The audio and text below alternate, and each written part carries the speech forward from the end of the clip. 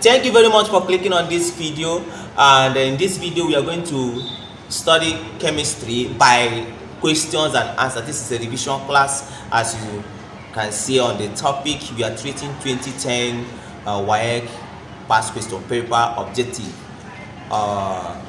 We go gradually. I'm going to give you reason why I choose my answer and why the other options are not accepted.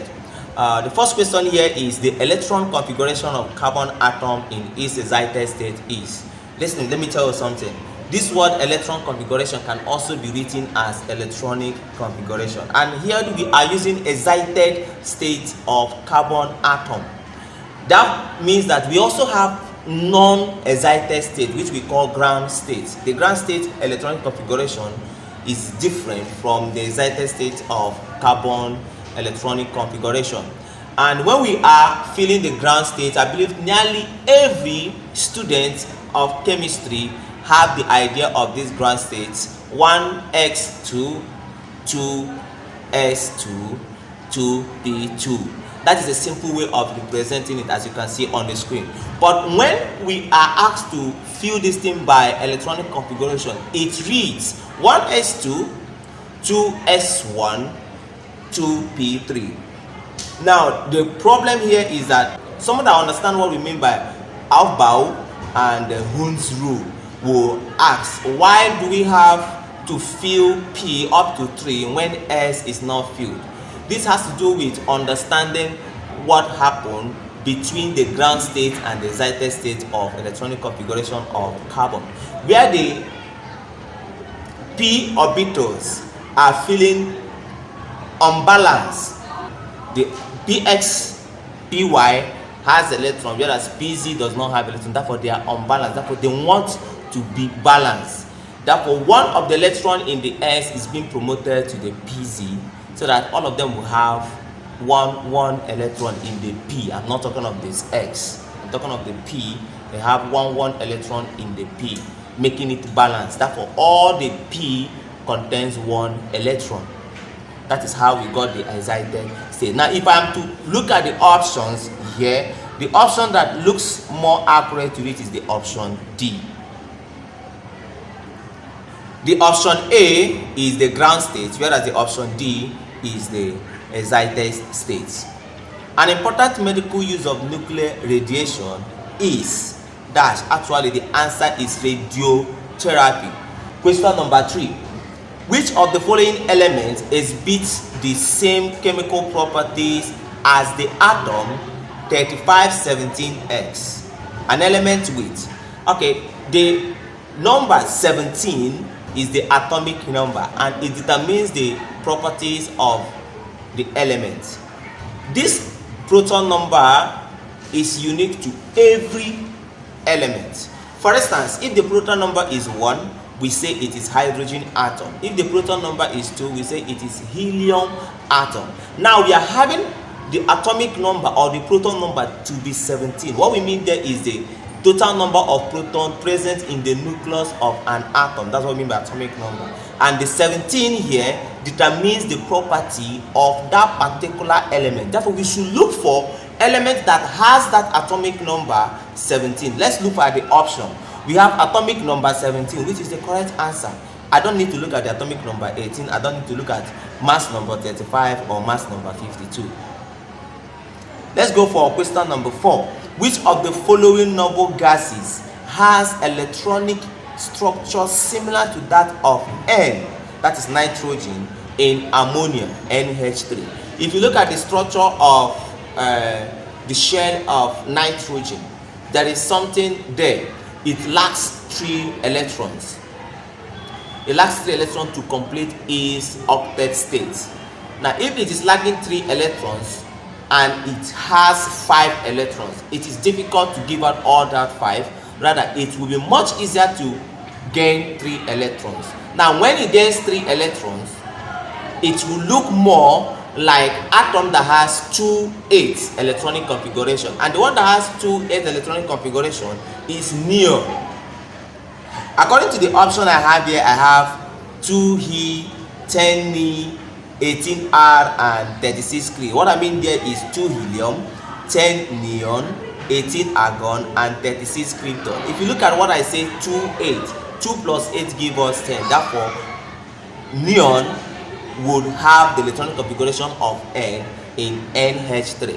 What happened here is that hydrogen are appearing 3 times. That means that they are contributing one electron to be shared by the nitrogen shell, and those electron contributed will make nitrogen to appear to have a complete shell 2, 8, which is 10. Question number 5. Which of the following equation represents beta decay? We have 3 types of emissions in radioactivity. One is the alpha particle, that is helium nucleus. If you want to represent it, we use 4,2. That means that we should look at the option that has 4,2 for us to know that this is an alpha particle emission. But when we are dealing with beta particle emission, we have 0, -1. Therefore, we should look for a simple equation there that has 0 and -1. Therefore, if you look at the options, what I have here that has the option accurately is option 5C. Therefore, C is the correct option.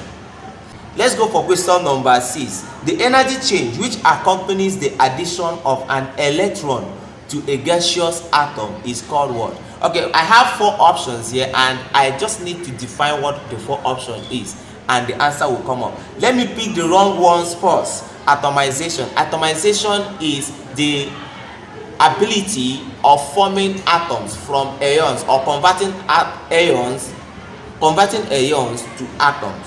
That's what we mean by atomization. Ionization is formation of ion from an atom. Whereas electronegativity is the tendency by which an atom attracts electron to itself. But electron affinity is the definition given in this question. It is the energy change which accompanies the addition of an electron to a gaseous atom. Okay, question number 7. Which of the following elements is a D block element? We are looking for D block element. That is an element that its last electron ends at the D orbital. Let's look at, we have calcium. Calcium ends in S orbital in group 2. We have lithium in group 1, silicon in group 4, but only iron is the one that is not found in group 1, group 2, group 3, group 4, group 5, group 6, or group 0. Therefore, the answer is iron. If you look at the electronic configuration of iron, it ends at D block, as you can see on the screen. Question number 8.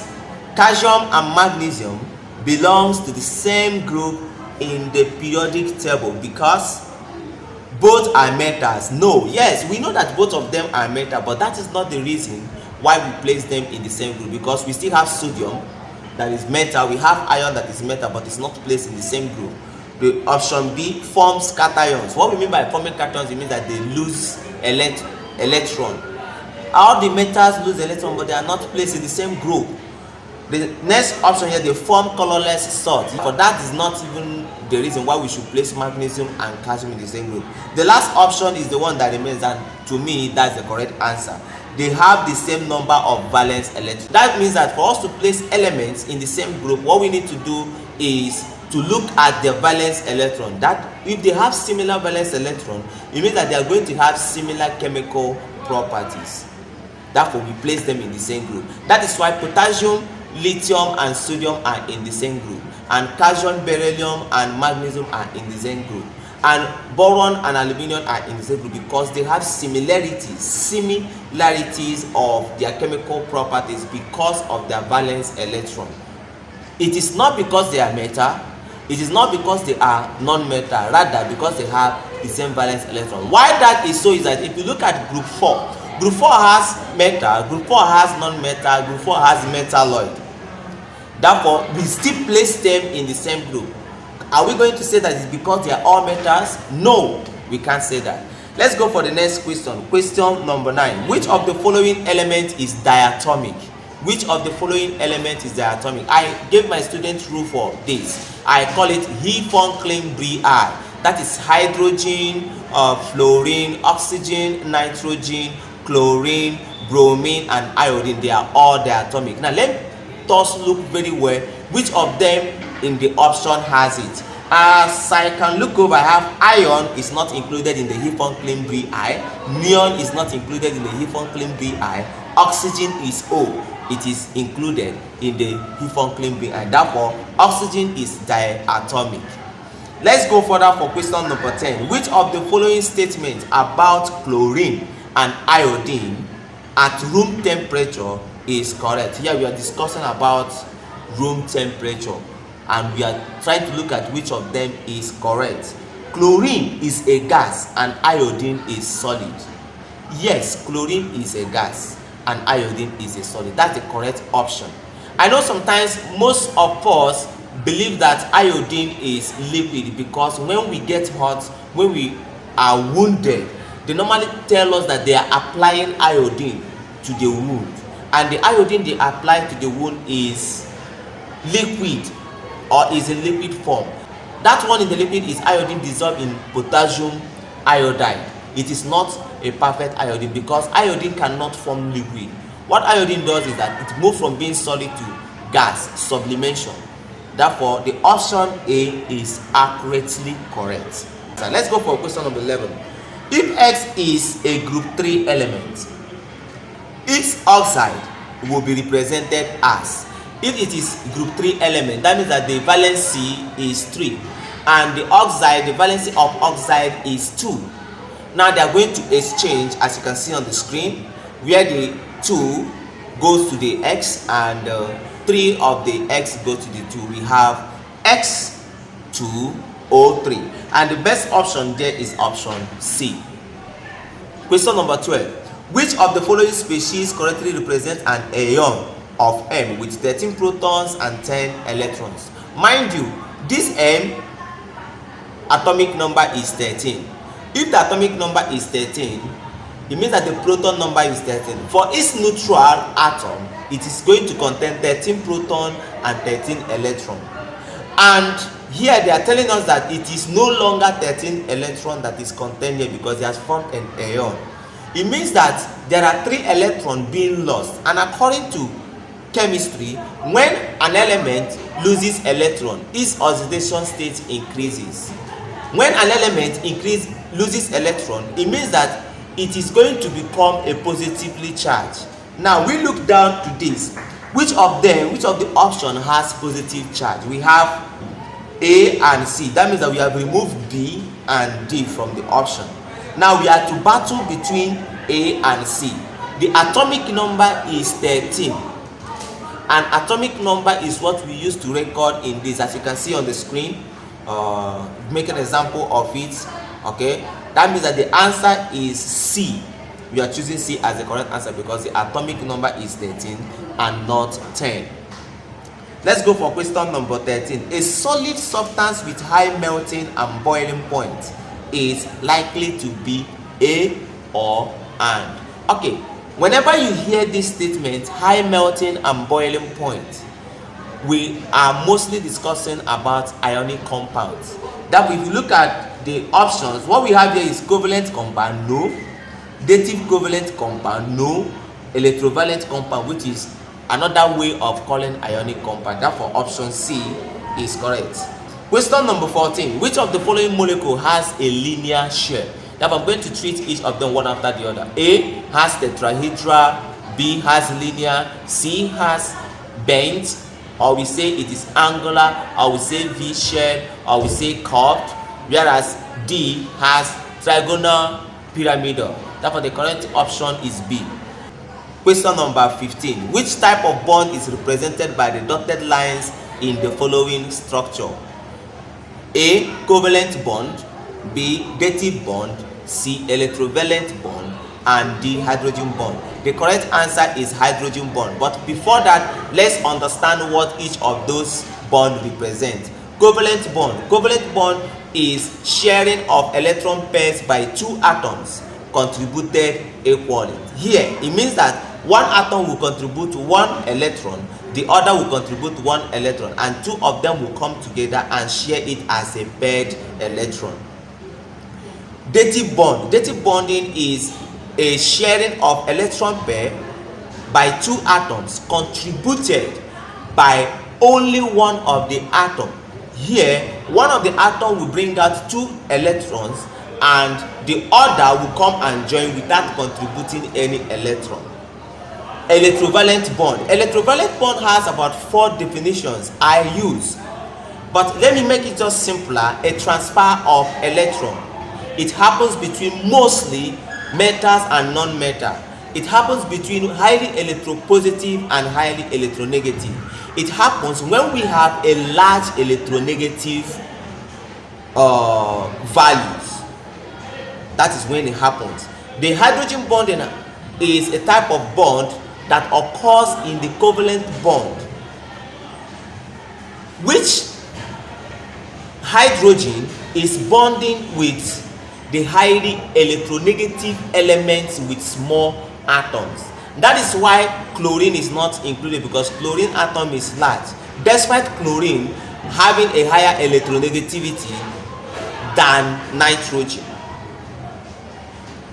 Please rewind this and listen to what I said again. It is very, very important. Question number 16. Which of the following molecules has a triple bond in its structure? Which of the following molecule has a triple bond in its structure? What we mean by triple bond is a bond that 3 unpaired electrons combine with 3 unpaired electrons at the center, not from 3 elements or not from 3 different atoms, rather from one particular element. We can see that in nitrogen, because nitrogen has triple bond. For methane are all single bond, ammonia all single bond, but an oxygen is double bond, whereas nitrogen is triple bond, as you can see on the screen.